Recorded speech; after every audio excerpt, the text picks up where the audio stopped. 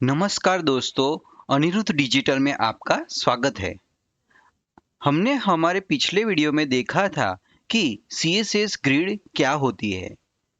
आज हम एक महत्वपूर्ण टॉपिक पर बात करेंगे, वो है रिस्पॉन्सिव डिज़ाइन। हम देखेंगे कि आप अपनी वेबसाइट को हर डिवाइस पर, चाहे वो मोबाइल हो, टैबलेट हो या फिर डेस्कटॉप हो, उसे सही तरीके से कैसे दिखाएंगे। तो चलो फ्रेंड्स, हम शुरू करते हैं। रिस्पॉन्सिव डिजाइन का मतलब होता है कि आपकी वेबसाइट अपने कंटेंट या इमेज और लेआउट को अपने स्क्रीन के हिसाब से वो उसे एडजस्ट कर ले, तो उसे रिस्पॉन्सिव डिजाइन कहते हैं। अब चूंकि लोग ज्यादातर मोबाइल डिवाइस पर वेब ब्राउज करते हैं, इसलिए यह बहुत ही जरूरी है कि आपकी वेबसाइट डिवाइस पर अच्छा दिखे और सही तरीके से काम करे। चलो फ्रेंड्स, तो हम हमारे कंप्यूटर स्क्रीन पे जाते हैं। अब चलिए हम कुछ अहम सीएसएस यूनिट के बारे में जान लेते हैं जो रिस्पॉन्सिव डिजाइन में काम आते हैं। सबसे पहला है पिक्सेल। पिक्सेल एक फिक्स साइज में होता है जो बहुत खास होता है, लेकिन वो फ्लेक्सिबल नहीं होता है। उसके बाद आता है परसेंटेज। यह एक पेरेंट एलिमेंट के हिसाब से बदलता है, जिससे यह फ्लेक्सिबल होता है। उसके बाद आता है ईएम और आरईएम। ये यूनिट एक फॉन्ट साइज पर आधारित है। ईएम पेरेंट के फॉन्ट के साइज के आधार पर हिसाब से और आरईएम रूट एलिमेंट के फॉन्ट हिसाब से काम करता है। उसके बाद आता है viewport with and height. उसे आप VW और VH भी बोल सकते हो। ये यूनिट व्यू पोर्ट के हाइट के हिसाब से बदलती है। चलो दोस्तों, तो शुरू करते हैं। PX और परसेंटेज में क्या डिफरेंस है, ठीक है।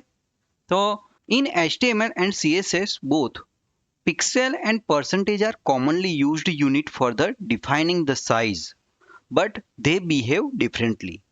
तो px और परसेंटेज दोनों डिफरेंट तरीके से वो बिहेव करते हैं, ठीक है।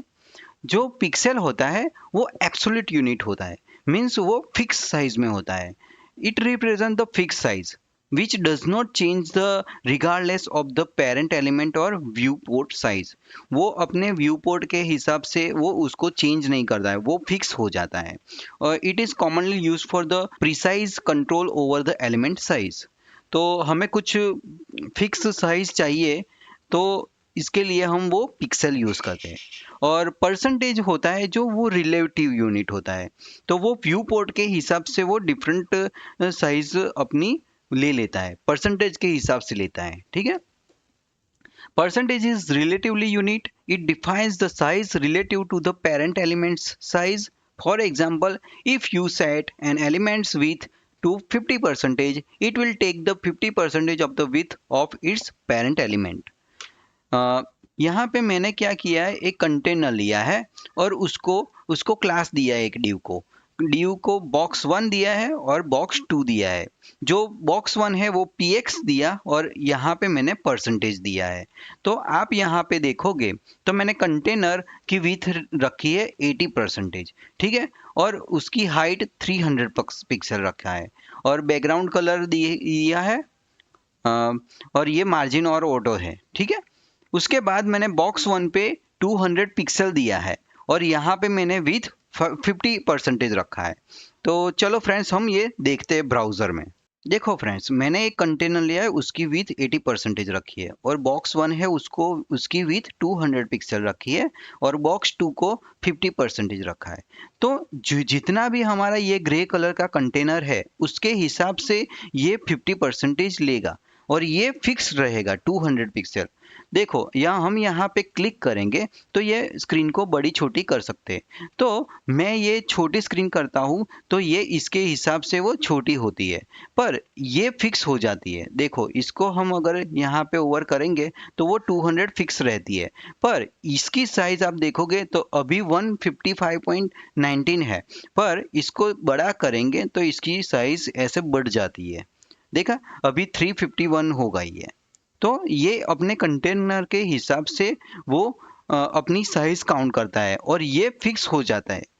तो जब भी कभी हमें फिक्स साइज किसी कंटेनर या डीयू की देनी है एलिमेंट की, तो हम px का यूज़ करेंगे। और हमें कहीं पे रिस्पॉन्सिव चाहिए तो हम उसको ऐसे परसेंटेज में रखेंगे। ठीक है, चलो फ्रेंड्स, तो अब शुरू करते हैं EM और REM।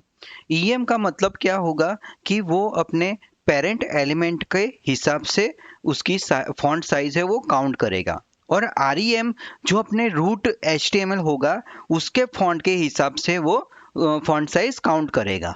तो अ, मैंने एक डिव लिया है, उसका कंटेनर क्लास दिया है और उसके अंदर हमने h1 और p टैग दिया है। उसके बाद हमने एक और डिव लिया है, उसका क्लास हमने नेस्टेड रखा है और उसमें एक h2 पे टैग और p टैग रखा है। ठीक है, और यहाँ पे आप देखोगे तो मैंने HTML रूट जो है उसमें फॉन्ट साइज रखी है 16 पिक्सल। तो बॉडी की साइज है 1 REM। उसका मतलब क्या होगा कि वो जो 16 पिक्सल है उसको वो काउंट करेगा। ठीक है, 1 REM is the 16 pixel because the root font size is 16 pixel. उसके बाद मैंने एक कंटेनर लिया है, वो कंटेनर में फॉन्ट साइज क्या रखी है 1.5 EM। उसका मतलब क्या, जो बॉडी का जो साइज रहेगा, तो बॉडी की फॉन्ट की साइज कितनी है 16 पिक्सल, तो उसका वो 1.5 गुना करेगा। तो हमने यहाँ पे 1.5 मल्टीप्लाई बाई 16 किया तो 24 पिक्सल हुआ। यानी कि कंटेनर के अंदर जो भी फॉन्ट रहेगी उसका साइज रहेगा 24 पिक्सल। उसके बाद हमने H1 लिया है, ये जो कंटेनर है इसके अंदर H1 है, तो ये H1 का हमने क्या 2EM रखा है। तो 2EM का मतलब क्या, जो भी कंटेनर की फॉन्ट साइज रहेगी उसका डबल करेगा। तो ये 24 का डबल करेगा और 48 पिक्सल आएगा। तो उसके बाद आएगा पी टैग। पी टैग में हमने 1EM रखा है। तो 1EM का मतलब देखो यहाँ पी टैग है, उसका पेरेंट कौन है कंटेनर। कंटेनर की फॉन्ट की साइज क्या थी, यहाँ पे देखोगे तो यहाँ पे 24 पिक्सल है, तो यहाँ पे P का रहेगा क्या 24 पिक्सल। ठीक है, और उसके बाद नेस्टेड आता है। तो नेस्टेड में क्या है कि 1 REM, तो वो ये जो नेस्टेड है वो पेरेंट को नहीं काउंट करेगा, वो रूट को काउंट करेगा। यानी कि इसका भी जो रूट है मेन, यानी कि ये HTML, तो HTML टैग यहाँ पे है देखो, और उसकी साइज कितनी रखी है हमने 16 पिक्सल। तो हम यहाँ पे देखेंगे नेस्टेड में, तो 1 REM is equal to 16 pixel, क्योंकि वहाँ पे 16 था। ठीक है, उसके बाद नेस्टेड H2। तो H2 के लिए हमने क्या किया, फॉन्ट साइज 1.5 REM। तो इसमें वो क्या करेगा कि 1.5 मल्टीप्लाई बाई 16, यानी कि उसकी साइज 24 रहेगी। और यहाँ पे क्या था, देखो यहाँ का जो ये H1 था वो पेरेंट के हिसाब से, यहाँ पे 24 था उसके हिसाब से वो काउंट कर रहा था। तो यहाँ पे 2 REM का 48 हो रहा था। पर यहाँ पे आप देखोगे 2EM, तो 2EM करेंगे, देखो 1.5 है तो 16, पर अगर 2 करते हैं तो वो 32 रहेगा। ठीक है, ऐसे ही यहाँ पे हम इसको 0.875 मल्टीप्लाई बाय 16 करेंगे तो 14 पिक्सल आएगा। ठीक है, तो चलो फ्रेंड्स हम ब्राउज़र में देखते हैं। ये देखो फ्रेंड्स, हमने H1 में 2EM लिया है, तो ये कंटेनर की जो साइज़ है 1.5 यानी कि 24 पिक्सल, यहाँ पे आप कंप्यूटर में देख सकते हो, देखो यहाँ पे है 24 पिक्सल साइज़। ठीक है, तो ये उसका डबल करेगा। तो H1 में हम देखेंगे तो 2EM का 48 पिक्सल रहेगा, देखो 48 पिक्सल है। वैसे ही यहाँ नेस्टेड में हम जाएंगे तो H2 कितना है यहाँ पे 1.5, पर तो कंप्यूटेड में यहाँ पे कितना रहेगा 24 पिक्सल। ठीक है, अगर हम इसको 2 कर देते हैं, देखो 2, ठीक है, तो ये 16 का डबल होगा 32। देखो ये 32 है, देखो ये इसका भले ही यहाँ पे ये 24 है, 24 तो उसका डबल नहीं करेगा, पर जो रूट है HTML का रूट 16 है उसको डबल करेगा। ठीक है, तो EM और REM में मेन वही डिफरेंस है कि अगर हमें रूट एलिमेंट्स के साथ अगर कुछ चेंजेस करनी है तो हम REM देंगे। तो इसका बेनिफिट क्या रहेगा कि हम अगर यहाँ पे 16 की जगह पे यहाँ पे 18 भी कर देंगे तो हमने REM जहाँ पे भी यूज़ किया है उसके हिसाब से वो पूरी साइट में वो चेंज हो जाएगा। तो ये बेनिफिट है REM का। और EM कब यूज़ करेंगे? जब कभी हमें कोई पेरेंट एलिमेंट के हिसाब से अगर कुछ रखना है, चाइल्ड एलिमेंट को फॉन्ट साइज देनी है, तब हम EM यूज़ करेंगे। पर ज़्यादातर हम REM यूज़ करते हैं क्योंकि REM का बेनिफिट वही होता है कि हम अगर रूट में फॉन्ट साइज चेंज कर देंगे तो उसके हिसाब से पूरी साइट में उसके हिसाब से वो चेंज हो जाता है। ठीक है? तो कभी कभी क्या होगा कि क्लाइंट आपको ऐसा बोलेगा कि मेरे पूरी साइट में मेरे को सभी फॉन्ट है, जो भी फॉन्ट वो हमें 1 पिक्सल या 2 पिक्सल बढ़ा देने हैं। तो जब भी हमने ये REM का यूज़ किया हुआ होगा तो हम सिर्फ HTML फॉन्ट साइज एक ही जगह पे फॉन्ट साइज चेंज करेंगे और पूरी साइट में वो चेंज हो जाता है। ठीक है, ये बेनिफिट्स है REM फॉन्ट का। REM और EM के बाद आता है व्यू पोर्ट विथ और व्यू पोर्ट हाइट।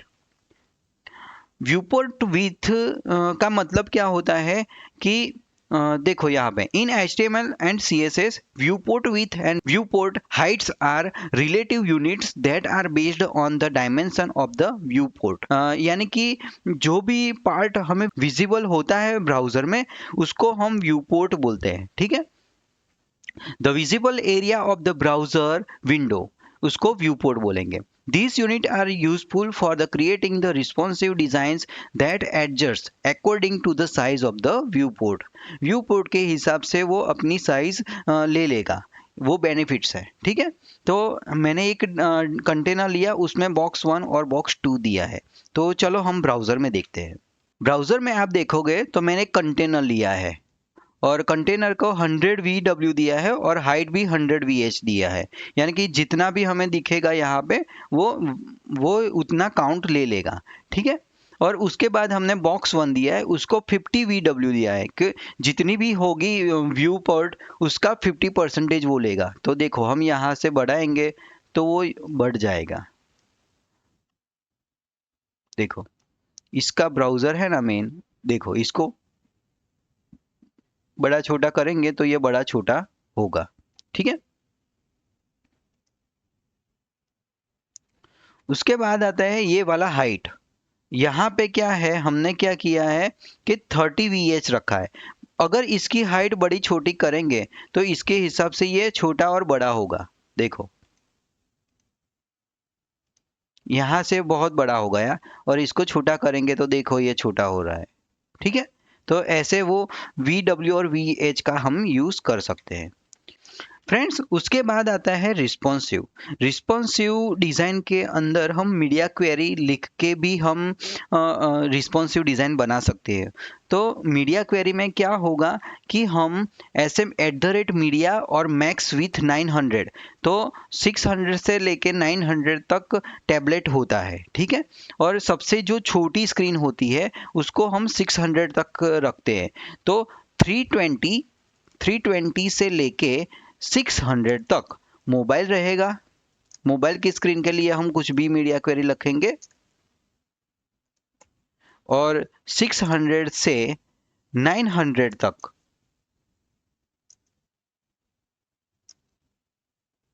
वो टैबलेट के लिए।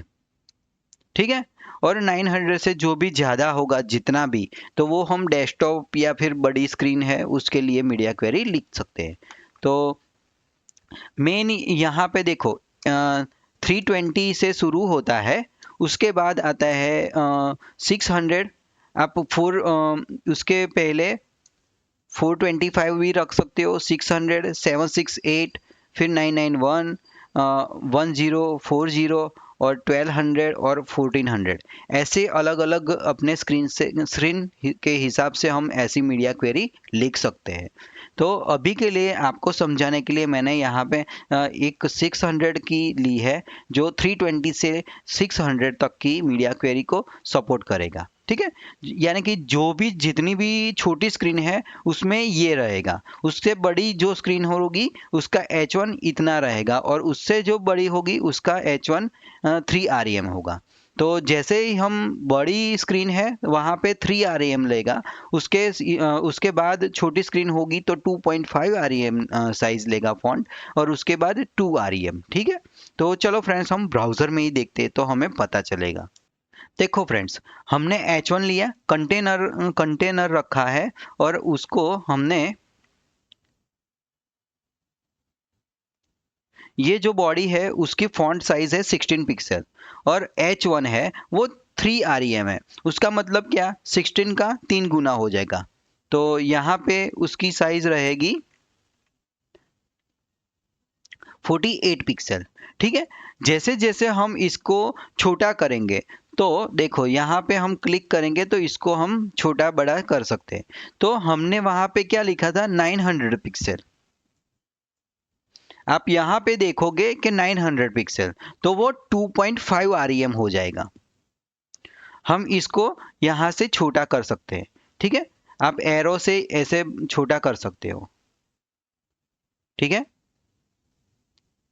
तो देखो हमने 900 किया, अभी आप देखोगे तो ये फॉन्ट बड़े हैं, पर 900 जैसे ही किया तो इसकी फॉन्ट साइज अब यहाँ पे देखोगे तो 40 पिक्सल हो गया है और इसको 900 वाली CSS है वो लग चुकी है। देखो 2.5 REM, तो यहाँ पे आप देखोगे तो ये फॉन्ट साइज में 40 पिक्सल हो गया। अब हमने उसके बाद 600 देखा था, अगर हम 600 करेंगे एंटर तो देखो उससे छोटी हो गई, तो अभी आप देखोगे तो 32, यहाँ पे 600 वाली CSS लग चुकी है और फॉन्ट साइज 2 REM, 2 REM 62 के डबल होगा 32 पिक्सल। ठीक है, तो आप अब मोबाइल स्क्रीन के हिसाब से ऐसे उसको मीडिया क्वेरी लगा सकते हो, तो उसके हिसाब से ये ले लेगा। ठीक है, सबसे छोटी स्क्रीन रहेगी वो 320, उससे छोटी स्क्रीन पे आपको मीडिया क्वेरी नहीं लिखनी है, उससे छोटी स्क्रीन नहीं इसमें आएगी मोबाइल में। ठीक है, आज हमने जो डिफरेंट डिफरेंट यूनिट्स होते हैं वो हमने CSS में देखे, और मीडिया क्वेरी का यूज़ हम कैसे कर सकते हैं वो सब हमने सीखा। फ्रेंड्स, हमने हमारी ये जो प्लेलिस्ट है उसमें हमने CSS में सिंटेक्स क्या होते हैं, सिलेक्टर्स क्या होते हैं, हमारे पिछले वीडियो में हमने देखा। उसके बाद हमने देखा था बॉक्स मॉडल क्या होते हैं, फ्लेक्स लेआउट क्या होते हैं, उसके बाद CSS ग्रिड लेआउट्स क्या होते हैं, वो सब हमने सीखा। तो आज हमने रिस्पॉन्सिव डिज़ाइन का सीखा, उसमें मीडिया क्वेरी कैसे हम लगा सकते हैं, फिर डिफरेंट डिफरेंट यूनिट्स होते हैं CSS में, PX है, परसेंटेज है, EM है, REM है, व्यू पोर्ट विथ होती है, व्यू पोर्ट हाइट होता है, वो सब हमने सीखा। ठीक है, तो अब हम हमारे नेक्स्ट वीडियो में देखेंगे पोजीशनिंग एलिमेंट्स क्या होते हैं। तो उसमें CSS पोजीशनिंग क्या होती है, स्टैटिक होती है, रिलेटिव होती है, एब्सोल्यूट होती है, फिक्स होती है, स्टिकी होती है।